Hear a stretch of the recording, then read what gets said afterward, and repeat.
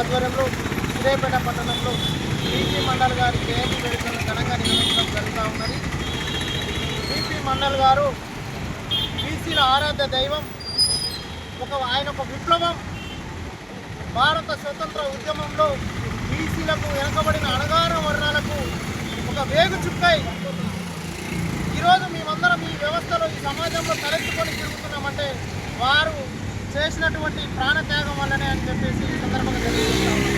ముఖ్యంగా బీపీ మండల్ గారు వారు చిన్నతనం నుండే రాజకీయాలకు ఆకర్షితులై వార్డు మెంబర్ స్థాయి నుండి బీహార్ రాష్ట్రంలో ముఖ్యమంత్రి స్థాయి అయిన దాఖలాలు మన కళ్ళ ముందర కనపడుతూనే ఉన్నాయి. అదేవిధంగా రాజా మనోహర్ లోహియా వారిని గుర్తించి పార్లమెంటరీ అధ్యక్షుడిగా నియమించడం, ఆ తదనంతరము వారు శోషితులని ప్రత్యేకంగా పార్టీ స్థాపించి 1968 సంవత్సరంలో కాంగ్రెస్ పార్టీ సహకారంతో బీహార్ రాష్ట్రంలో బీసీల జెండా ఎగరేసిన గొప్ప యోధుడని ఈ సందర్భంగా తెలియజేస్తా ఉన్నాం. తదనంతరము జనతా పార్టీ నుండి మొరారి దేశాయ్ అధ్యక్షతన వెనుకబడిన వర్గాలకు బీపీ మండల్ కమిషన్కి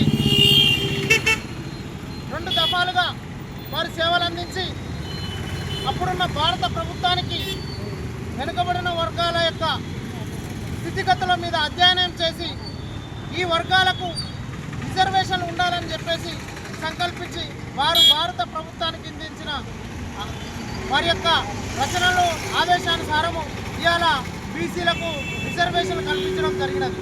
అందుకోసమే వారి యొక్క ఆశన సాధన కోసం వారి యొక్క ఏదైతే ఆ రోజు వారు ఏదైతే కలలు కన్నారో బీసీల పట్ల వారి యొక్క ఆశయ సాధన కోసం ఈరోజు మేమంతా కూడా కంకణబద్ధులమై ఉన్నామనే సందర్భాన్ని గుర్తు చేస్తూ ఉన్నాం.